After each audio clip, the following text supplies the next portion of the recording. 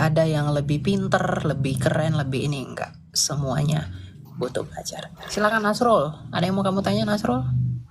Saya selamat malam sebelumnya Kak. Ya, malam. Silakan, brother. Saya dari Muslim tapi saya mau bertanya boleh gak? Oh ya, silakan. Ada Eh, Timothy di sini. Ya. ya gak apa-apa lah ya Kak ya. Oke, silakan. Sharing-sharing ya. Tapi saya cuma 2 pertanyaan aja sih. Ya. Gini Kak, yang pertama tadi enggak satu aja deh, satu enggak usah dua, satu aja deh Kak. Gini, kalau kakak ya percaya yang mana sih, yang Yesus apa yang Allahnya Kak? Ini memang pertanyaan umum tapi pertanyaan Yang saya bukan Yesus atau yang? yang Allahnya yang kakak bilang, yang Bapaknya. Oh, Itu ya. sebenarnya ada 2 pertanyaan Kak. Ini sebenarnya bukan yang pengen saya Satu-satu tanya. dulu, satu-satu dulu, Iya. karena pertanyaanmu ini kompleks. Oke Kak, Kalau oke. kamu, begini brother, room saya ini bukan room polemik. Jadi kalau kamu mau lama pun bertanya, tapi kamu mau mendengar dan kamu mau belajar, kami akan jawab itu karena yang di bawah juga mau belajar gitu. Ya. Siap. Oke, Oke Kak. silakan Timothy. Jadi mana yang kamu percaya, Yesus atau Allahnya? Ya. Ya, sesuai dengan perkataan Tuhan Yesus Kristus, Yohanes 14 ayat ke-6. Akulah jalan kebenaran dan hidup, barang siapa yang percaya kepadaku, barang siapa yang percaya kepadaku tidak akan mati, tidak akan binasa, maka yang mendapatkan hidup yang kekal. Berarti percaya kepada Kristus itu sudah masuk kepada kebenaran Allah.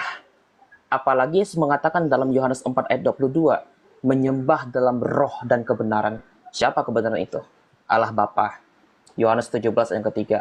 Yesus Kristus dalam Yohanes 14 ayat yang ke-6 tadi. Dan Roh Kudus Yohanes 14 ayat 26 dan Yohanes 15 ayat 26. Roh kebenaran yang keluar dari Allah. Jadi Allah Tritunggal yang kami percayai. Bapa, Anak, dan Roh Kudus. Bahkan perkataan yang sempat saya kutip tadi ya. Barang siapa yang menghormati anak, dia juga menghormati Bapa. Betul. Ya, jadi ketika Anda menanyakan beliau percaya kepada siapa, ya Allah Tritunggal yang Maha Esa itu. Gitu. Ya. Kalau Jadi disebut jadi gini Nasrul, kalau kamu mempertanyakan kami, mana yang ya, kamu percayai, Yesus atau Allah? Nah, iya. itu sama halnya kalau saya bertanya sama kamu, siapa yang kamu percayai? Allahmu atau Al-Qur'anmu? Hmm, Itu sama halnya kalau kamu bertanya begitu sama kami. Kamu pasti percaya Allahmu dan kamu pasti percaya Al-Qur'anmu toh. Karena kamu mengenal Allahmu itu dari Qur'anmu kan? Yang adalah firman Allah Allah yang jadi buku. Nah, Yesus adalah firman-Nya Bapa yang menjadi manusia. Kami mengenal Bapa melalui Yesus. Makanya Yohanes 14 ayat 6 berkata, Yesus berkata, "Akulah jalan dan kebenaran dan hidup. Tak seorang pun yang dapat datang kepada Bapa kalau tidak melalui aku.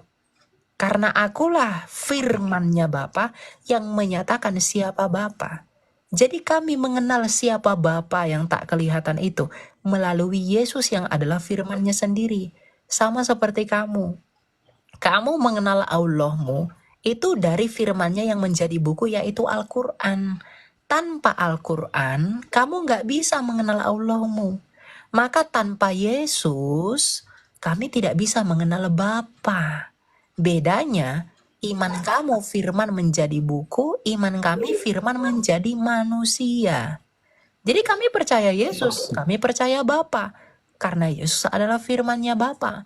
Sama seperti kamu percaya Al-Quran, dengan demikian kamu percaya Allahmu. Karena kesaksian mengenai Allahmu itu kamu temukan dalam Al-Quranmu. Gitu. oke oke. Oke. Gini berarti kalau menurut orang kakak Yesus itu maha kuasa lah ya. Ya betul, karena nggak mungkin firman Allah nggak maha kuasa bro. Oke Kak, oke. Dan itu Jadi pengakuan pertanyaan Yesus yang juga, kedua. bro. Dan itu pengakuan Yesus juga. Oke Bang. Ya siap. Tapi ke saya bertanya bagus kan, kayak ya lah ada minal ilmi lah ya. Ya. Saya maksudnya itu diskusi sama orang abang kan baik-baik ya. Iya nggak apa-apa. Ya.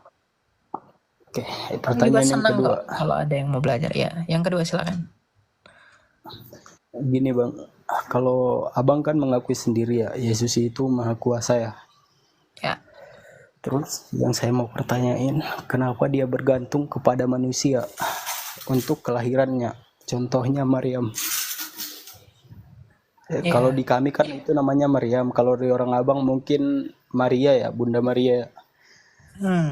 Oke. Iya, Saya tidak akan permasalahkan Maria-Mariamnya itu karena Maria dan oke. Mariam itu pun berbeda ya. Oke, siap Mariamnya Kak. kamu dengan Marianya kami itu berbeda karena Mariamnya kamu itu dari Lewi, Marianya kami itu dari Yehuda gitu.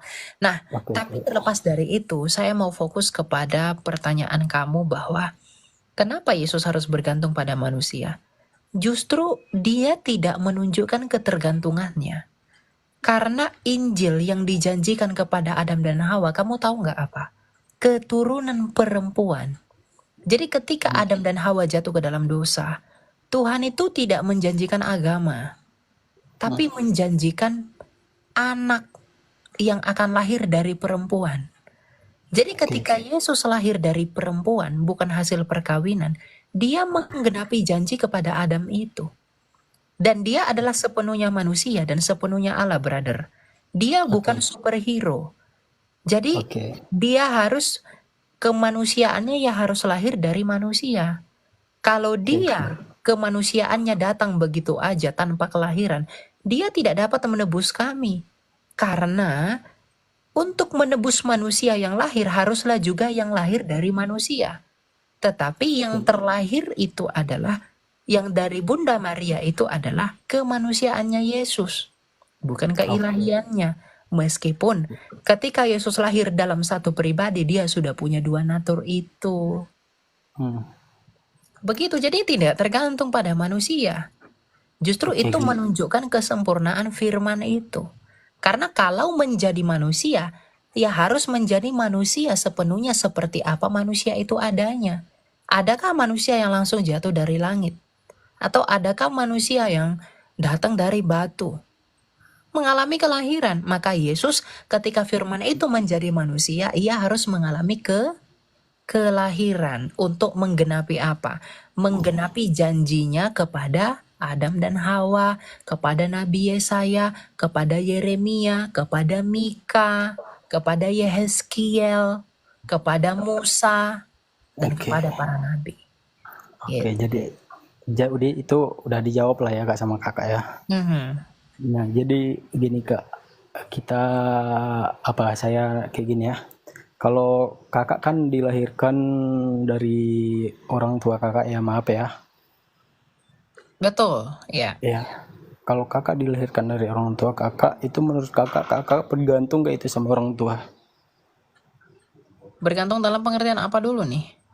Iya, dalam segi kehidupan lah. Iya, Iya, pasti. bergantung ya. Ya. Jadi saya minta dalilnya bahwa Yesus itu katanya itu dia tidak bergantung kepada manusia. Kalau ada sih. Ya tentu kemanusiaannya itu harus mengalami masa-masa kemanusiaan pada umumnya. Misalnya Yesus menyusui, pada waktu Oke. kecil, Yesus harus makan, Yesus harus minum, ya itu kemanusiaannya bro. Tapi keilahiannya kan tidak, Hmm. begitu. Oh, iya, aku kan gini Kak. Oh, minta dong dalilnya gitu bahwa dia itu menyatakan dia itu tidak sama sekali membutuhkan manusia untuk kelahirannya gitu kan. Tidak Gak? ada Yesus mengatakan dia tidak membutuhkan manusia. Dia itu lahir dari perawan Maria itu untuk penggenapan, brother, untuk fulfillment. Karena dia harus menjadi daging. Jadi bukan itu sesat berpikir kalau kamu menganggap itu ketergantungan. Karena yang menyebabkan dia lahir menjadi manusia itu adalah penggenapan Mesias itu sebagai anak manusia yang dilihat oleh Daniel 7 itu loh.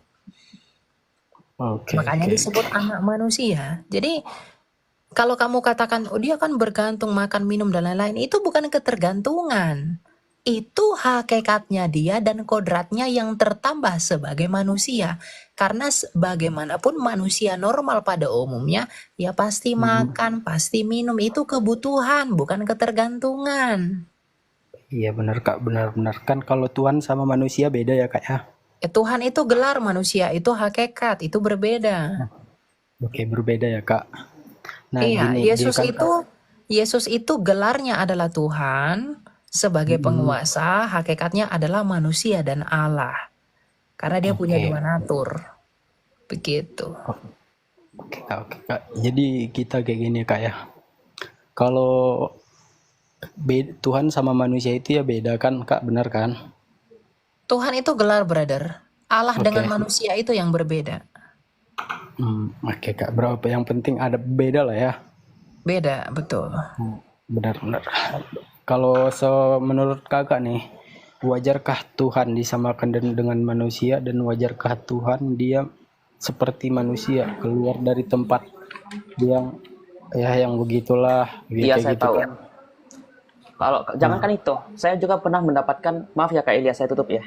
Saya potong. Oke. Bahkan begini, ada pertanyaan mereka di kalangan saudara muslim, masa Tuhanmu itu BAB? Masa Tuhanmu itu kencing? Masa Tuhanmu itu bisa lahir dari kemaluan wanita? Itu pertanyaan-pertanyaan yang sifat mereka itu terlalu kotor dan najis. Iya. Kenapa? Alkitab sekalipun tidak menceritakan umpama Yesus melakukan BAB dan sebagainya. Kalaupun itu ada, kenapa? Ibrani pasal 4 ayat 15. Dalam segala sesuatu, ia sama seperti kita, hanya saja tidak berdosa. Dalam kemanusiaan sama seperti kita, tapi tidak berdosa. Kalau kita menggunakan logika sehat, coba kamu lihat di luar sana, ada kotoran sapi, ada kotoran hewan sebagainya. Terkena sinar matahari, apakah sinar matahari terkontaminasi dengan kotoran itu? Enggak. Bahkan itu pernah ditegaskan oleh Athanasius Agung dalam bukunya Inkarnasi, seorang bapak gereja pada abad keempat Masehi. Kemahamuliaan Allah yang maha kuasa itu tidak terkontaminasi dengan hal apapun. Layaknya seperti kotoran yang di depan lapangan, tiba-tiba sinar matahari mengenainya, itu tidak terkontaminasi. Apalagi Allah yang maha kudus. Dan mohon maaf nih Bro Nasro, ini hanya sekedar perbandingan, kamu jangan tersinggung. Ya. Ini pun juga menjadi polemik antara Islam. Karena apa? Karena di kalangan Islam sendiri, ada yang meyakini Allah beserta dengan orang-orang yang memiliki urat leher. Surah Kaf ayat 16. Dan pertanyaannya begini, orang-orang yang memiliki urat leher kotor nggak? Najis nggak? Darah itu sebagian muslim meyakini najis. Nah pertanyaannya, kaum Imam Maturidi, pengikut Imam Maturidi, Allah beserta dengan orang yang memiliki urat leher. Dan urat leher itu najis. Berarti kalau Allah beserta dengan mereka, umpama saya ke WC, Mas Elia ke WC, dan semuanya ada pergi ke tempat hal-hal yang sifatnya kotor, Allah berserta di situ enggak? Pasti. Karena surah Kaf ayat 16 dikatakan kami lebih dekat daripada urat lehermu. Itu bukan penafsiran saya punya kitabnya, tapi kita fokus terhadap iman kekristenan di sini. Jadi bagi iman kekristenan, Allah yang omnipresent pun, sekalipun dia belum menjadi manusia, Allah itu maha hadir.